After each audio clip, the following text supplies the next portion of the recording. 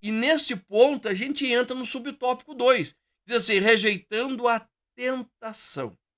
Martinho Lutero vai dizer assim, ó, você não pode impedir que pássaros voem sobre a sua cabeça, mas você pode impedir que eles instalem nelas o seu ninho. Ou seja, existem várias situações que vêm sobre nós. E isso, irmãos, precisa ficar muito claro. Todos nós somos tentados, mas nós não podemos permitir que a tentação entre em nosso coração, que nós sejamos ludibriados e enganados pela tentação. Quando nós olhamos